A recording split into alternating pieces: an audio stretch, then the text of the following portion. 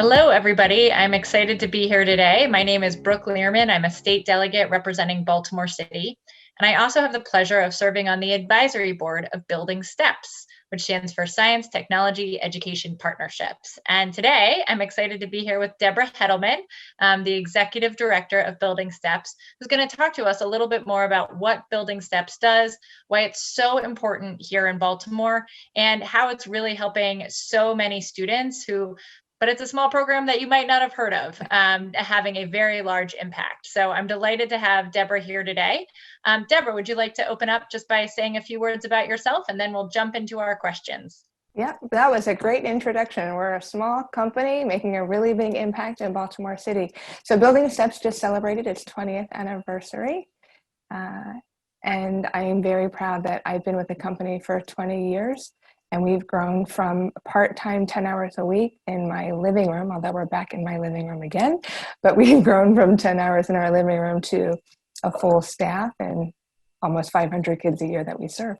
That's amazing. It's exciting. And of course, you have an advisory board with me and Marylanders from in all sectors, business sectors, education sectors, nonprofit sectors, and then a board of directors itself. And you, why don't you tell us, set the stage a little bit, you gave us a little bit of history, but could you talk a little bit about how Building Steps works and about its mission, which is, of course, to work with our students in Baltimore City. It's a Baltimore-based nonprofit, and it really provides our high school students with the tools they need, both it seems like social capital as well as the tools and skills they need to ensure that they can get to college and get through college.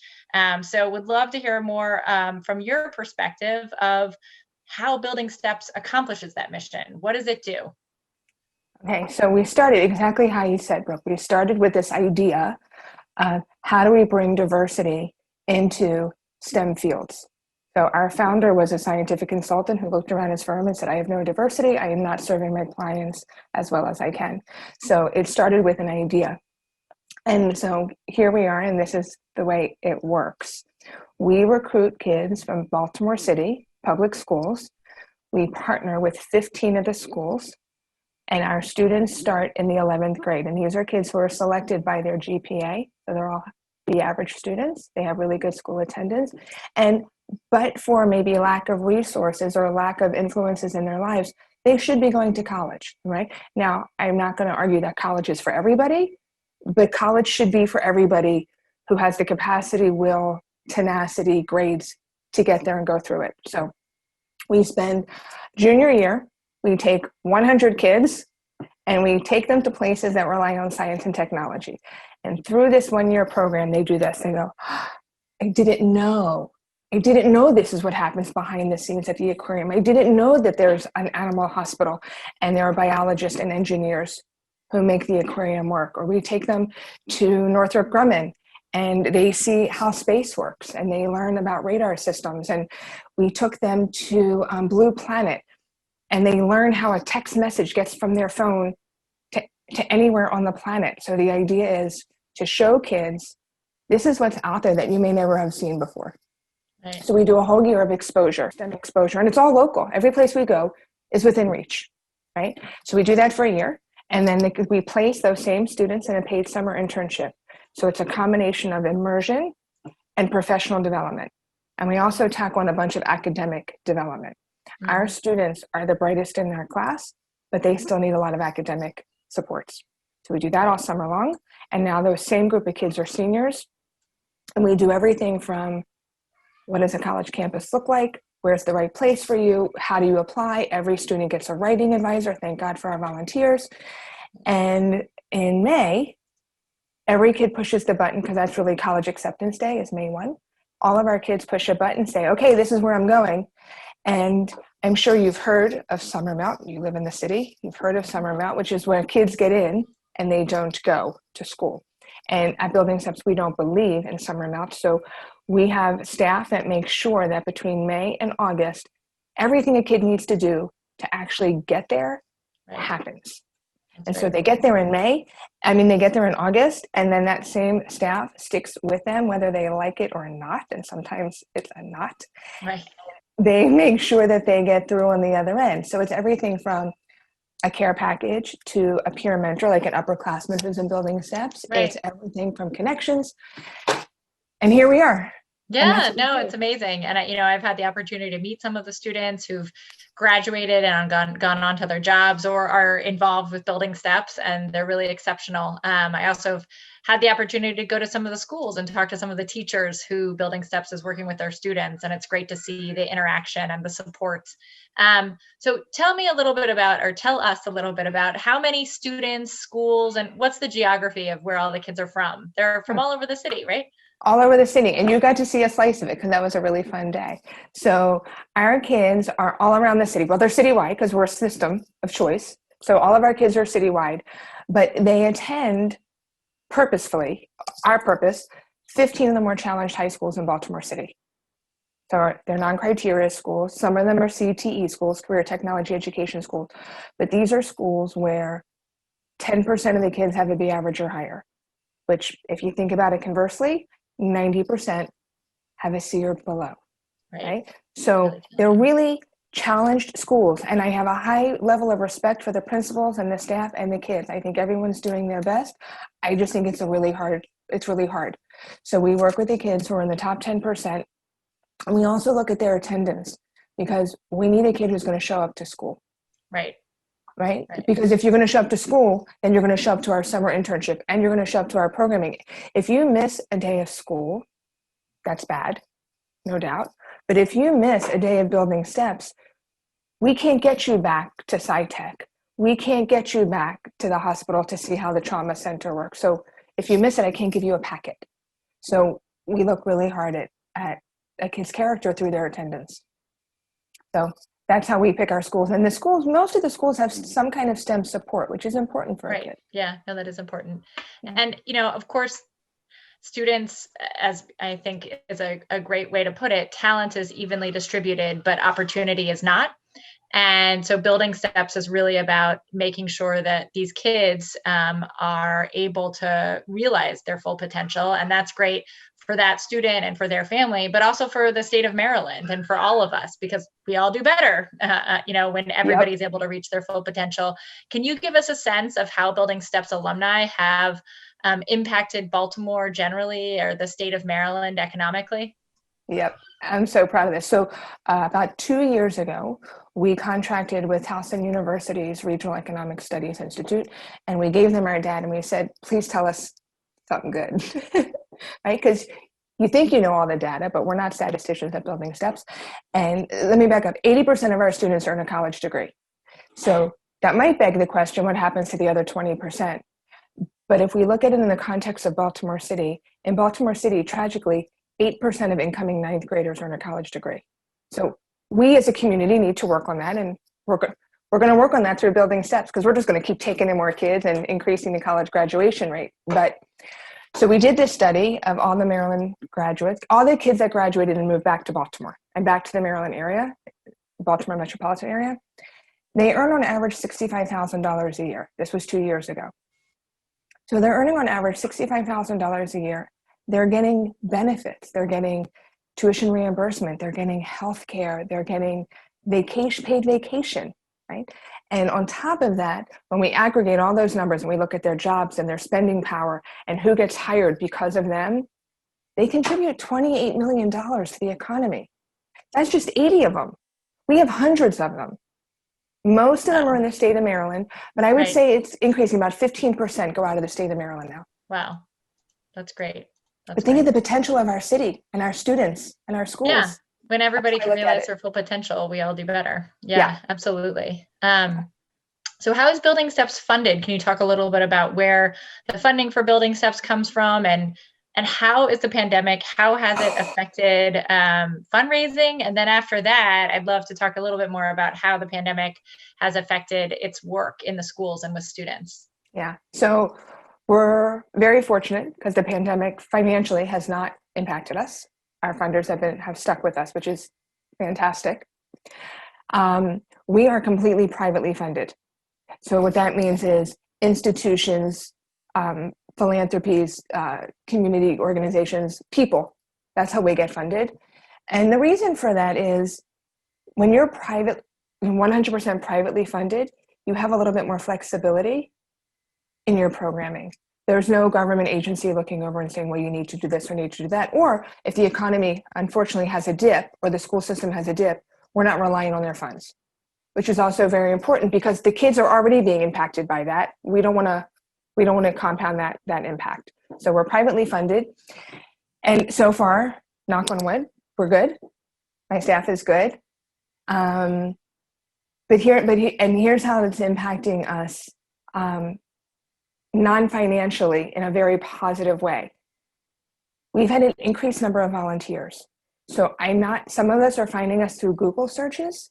Some of us are finding us through word of mouth. We've always had a very large volunteer base, especially with writing advisors to help our seniors with their essay.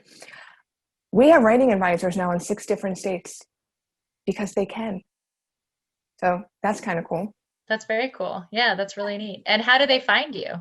I think they're finding us through our website, which is what I encourage everyone listening to go visit our website. It's www.buildingsteps.org. Yeah. Buildingsteps, one word, .org. And there's a whole page on volunteerism, and it explains what we do in more detail. But you asked about what's happening now with programming. So if I could just take 1 minute to explain that. So Building Steps is really experiential learning. There's no textbook, although we use handbooks and stuff. There's no textbook for what we do. It's all hands-on and immersion. And so what we're doing is we're bringing programming to the kids every Wednesday morning. We're working around the school system. That's their time off is Wednesday mornings. Okay. So we're bringing programming to the kids. And we're doing, like 2 weeks ago, we did hands-on with SciTech, where they conducted the experiment, but the kids told them what to do. Add this, shake that, it's as interactive as we can get right now. Over the summer, this past summer, what we did is we actually delivered science kits to each of the kids. So the kids could do the science project while the facilitator was doing it. So we're actually working with another nonprofit to do that again, to hand out science kits. So we're making it as interactive as possible for the juniors. The seniors, God love them, they're all on track. We've had a record number of kids meet the November 1 deadline. We have a number of kids on track for the November 15th deadline. More than 50% of our kids have submitted the FAFSA. FAFSA just got released in October 1. Right. We have half of our kids have already submitted. So the seniors, they're on it. They're all working more than normal, like in jobs, but they're paying more attention to what's going to happen when this pandemic is over. How am I going to set myself up to be successful when this pandemic is over? Right. That's interesting. Which is great. Yeah, no, that's great. So in your fall programming, how can you tell us how it sounds like it's going well. Any other details we should know about or that you want to share? It's a funny thing. So the kids, we were afraid they wouldn't show up, particularly the juniors. They don't know us. We recruited them virtually because we got shut down in the spring. So we recruited them virtually. Right. All the team building that we have built in, we did it remotely. So if people are familiar with Genesee Valley, which is a whole team building facility out in Baltimore County, they came to us virtually. Mm-hmm. And we do team building virtually. And you would think it's never going to work, and it works. You just have to do it. We do a lot of care packages. So all the money that we're not spending on buses, because we bus our kids to all of these activities normally, right?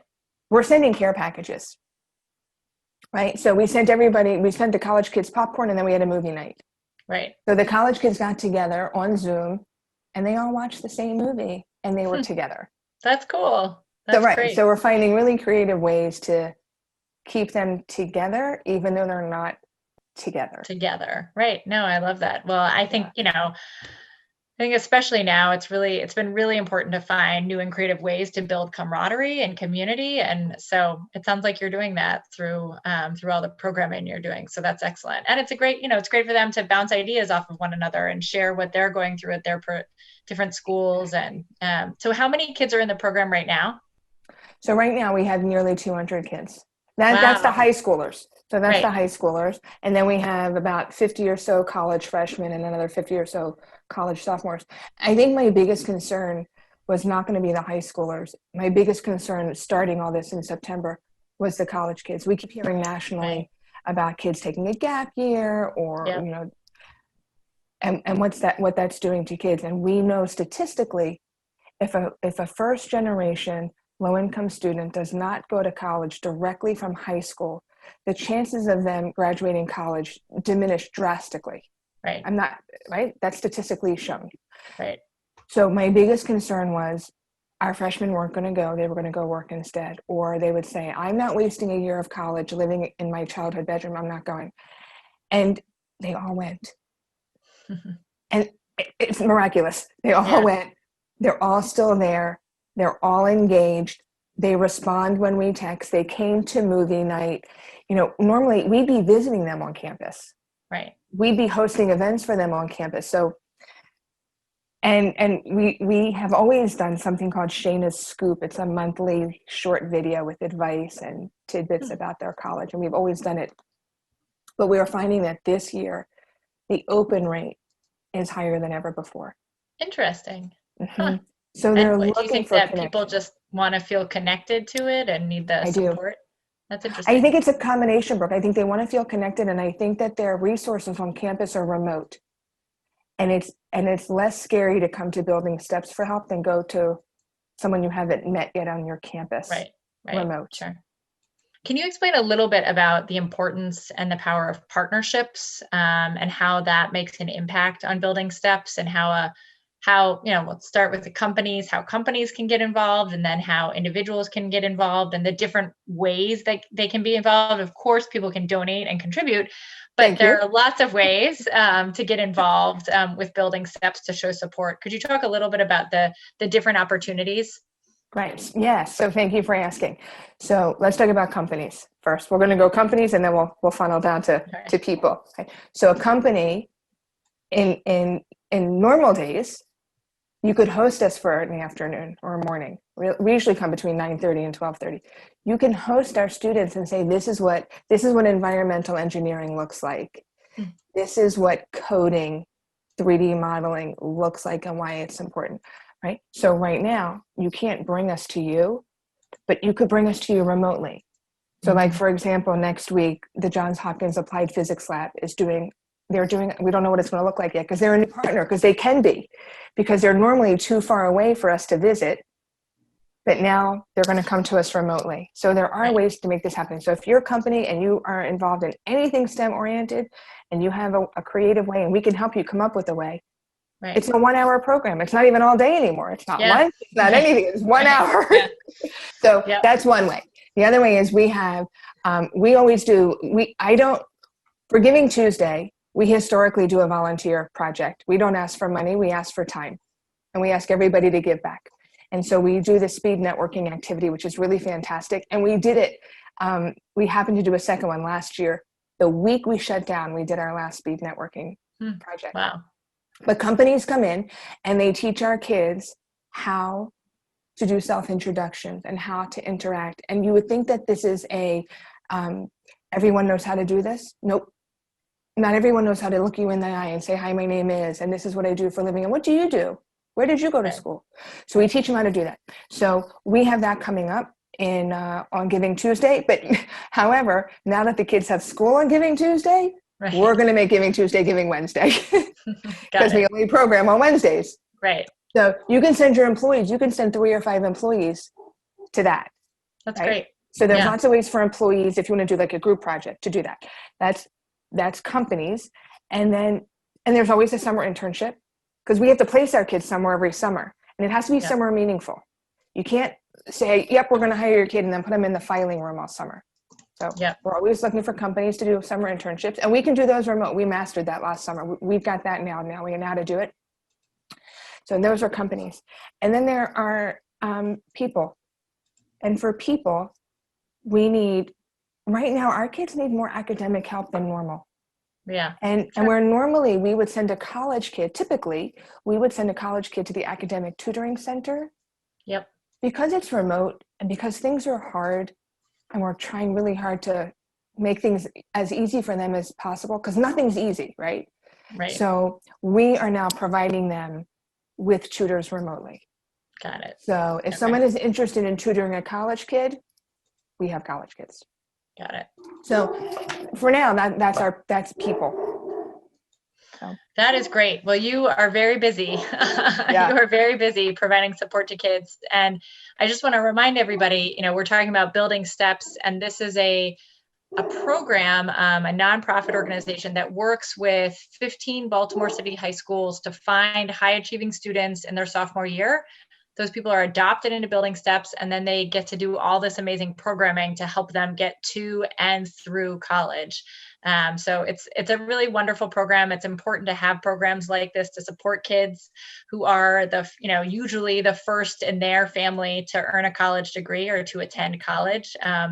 And it's amazing. My dad was the first person in his family to go to college, and he talks often about the people who helped him get there, the principals who made the call to help him get in, and the mentors he had in college and along the way. And I just, it's important to remind everybody it takes a village, and, Building Steps is an important organization to make sure that we're not leaving some of these talented kids behind, and we are helping to make sure that they have the opportunities to succeed and realize and maximize their potential. So no, it's awesome. Any final words about Building Steps that you want to share with anybody today? I do. Brooke, you reminded me of something. So 87% of our kids are first generation. About 13% are the first to graduate with a high school diploma. Wow. So think about that, right? And then these kids that come back to Baltimore, they come back as young adults, but they volunteer in their community. They run for office. So we have some that are elected officials. Mm-hmm. They're young professionals who are giving back in their community. And the more students we can encourage to do that and propel to college and propel towards career success, the better our city is. Yep. Oh, absolutely. 100%. 100%. Yeah. Thank you for asking all these great questions and giving me the opportunity. My pleasure. Thank you for joining this today. And thank you to Edwin and Citybiz List for helping to facilitate this. And thank you, Debra, and thank you to your team and everybody you work with for running such a strong program and doing such great work for our Baltimore City students. I certainly appreciate it, and I know everybody watching does as well. So thank you. Thank you. Take care.